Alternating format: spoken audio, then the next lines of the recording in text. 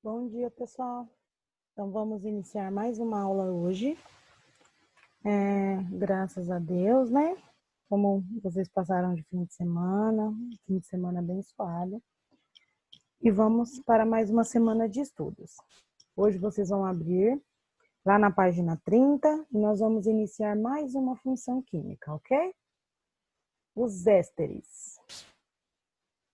Primeiro de tudo, como reconhecer um éster?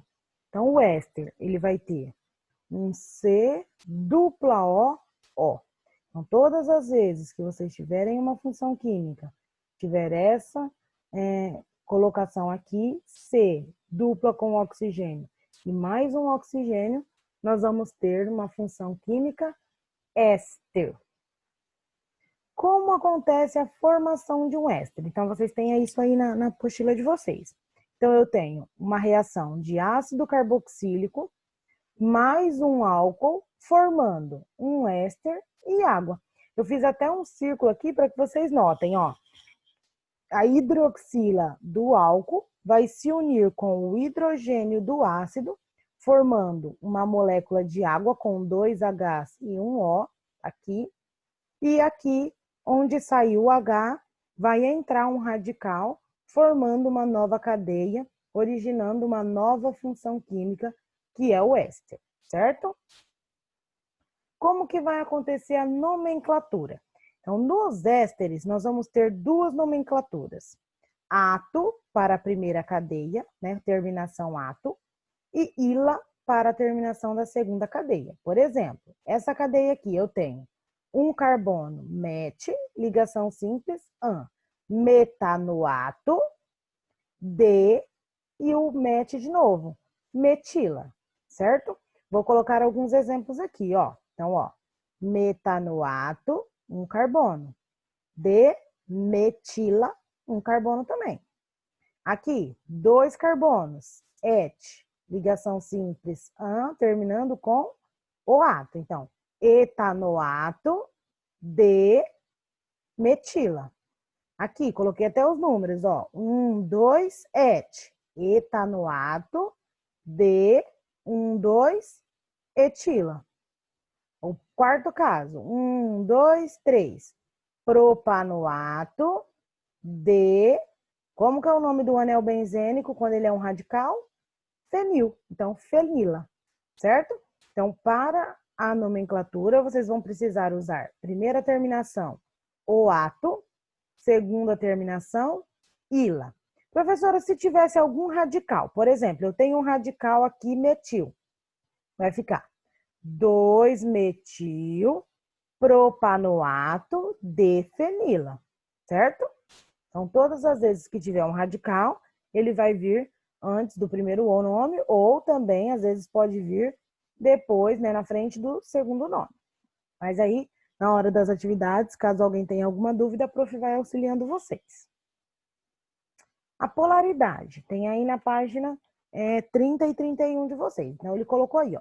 Quanto menor a cadeia carbônica, mais solúvel devido às suas ligações de polo. Professora, por que que no éster nós não temos ligação de hidrogênio? Porque nós não temos hidroxila, tá? Então, como não tem hidroxila, o tipo de ligação é de polo. Se ele é de polo, ele não é muito solúvel em água. Então, quanto menor a cadeia, mais solúvel. Quanto maior a cadeia, menos solúvel, tá? Façam essa anotação aí.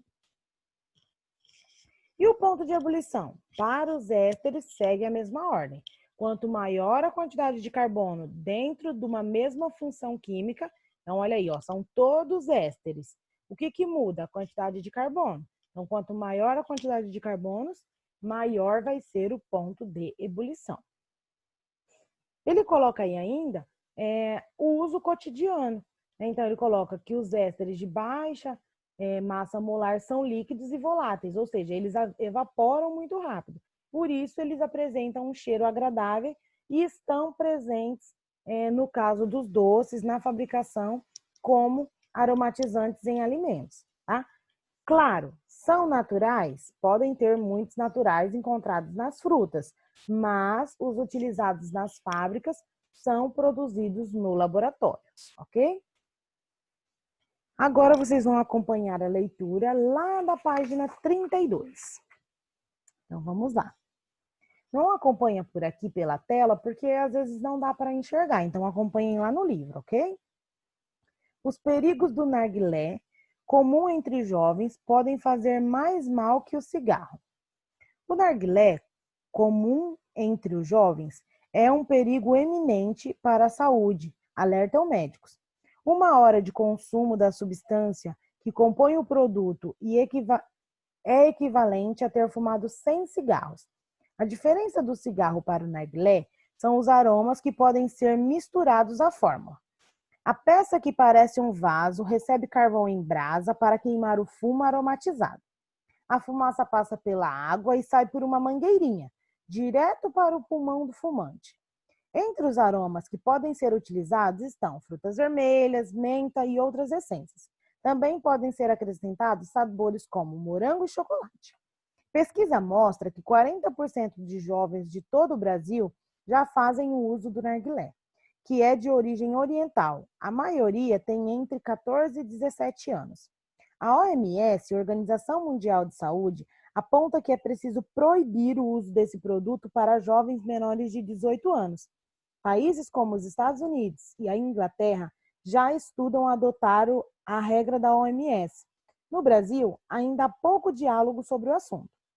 O médico Hernandes Albuquerque, de Lucas do Rio Verde, ouvido por nossa reportagem, faz um alerta. O narguilé é tão prejudicial à saúde como o cigarro. Infelizmente, como o Brasil está sempre atrás do restante do mundo, poucos estudos sobre o tema são feitos, e isso coloca a nossa juventude em risco. Levando em consideração que os jovens consumidores do narguilé se juntam para fumar todos os fins de semana, se utilizaram o narguilé por 1 hora no sábado e outra no domingo, os jovens já terão fumado equivalente a 200 cigarros. Albuquerque, que é cardiologista, aponta ainda que o narguilé provoca no usuário os mesmos problemas que quem fuma. São problemas de pressão alta, cardíacos e má oxigenação do cérebro. Um risco ainda maior pelo fato de usuários estarem na fase da adolescência. Segundo ele, todos estão sujeitos a terem um problema do coração quando estiverem mais velhos. Foram consumidores constantes do narguilé. Então aqui, pessoal, ele coloca para vocês a importância, né, de evitar usar esse tipo de substância. Então eu sei, né, que vocês estão, né, em contato, todos os jovens estão em contato. Ele fala aqui que a maior parte dos jovens do Brasil estão em contato com o narguilé todos os dias, ou às vezes só no fim de semana, mas ele coloca também essa relação. Num fim de semana, se você fica ali 1 hora, claro que também vocês, quando eu fiz esses questionamentos com os outros alunos, eles falaram, professora, mas a pessoa não fica 1 hora fumando sozinha. Mas a gente não tem que pensar nesse caso, né? Nós temos que pensar que é um mal para a nossa saúde e que hoje eu me coloco nesse meio também, somos jovens, mas e quando nós estivermos numa idade mais avançada? Será que nós teremos uma saúde legal utilizando esse tipo de equipamento? Então, acho que vale pensar e às vezes refletir se é realmente isso que você está querendo.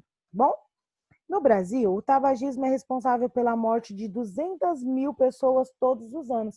Então, ano passado, eu lembro que na biologia, nós citamos, quando estávamos falando do sistema respiratório, várias coisas relacionadas ao cigarro, né? E eu fiz uma grande conscientização para vocês da importância que é da gente ter esse cuidado.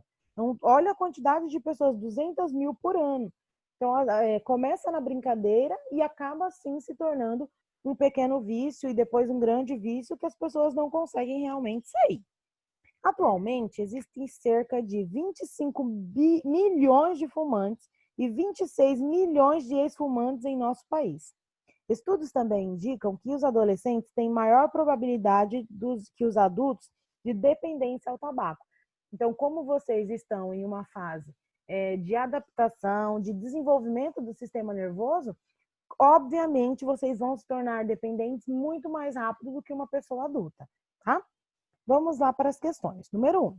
Pelo fato de facilitar a primeira tragada e a provável dependência do tabaco e de outras drogas, a adição de flavorizantes nos cigarros e o uso de narguilés foi proibido em 2012. Porém, no ano seguinte, a indústria do tabaco conseguiu reverter essa proibição. A justificativa daqueles que são a favor da venda desse tipo de mercadoria é que o ato de proibir produtos de consumo impõe certo controle sobre o que as pessoas podem ou não fazer, como beber, fumar ou comer. Vocês vão colocar lá no caderno. Qual é a sua opinião sobre a proibição de cigarros com sabores característicos? Então, vocês já sabem a opinião da prof. Né? A minha opinião é que deve sim ser proibido, porque eu acredito que inicia-se no uso com o cigarro com sabor e depois ele vai começar a se tornar dependente, trocando para outros tipos.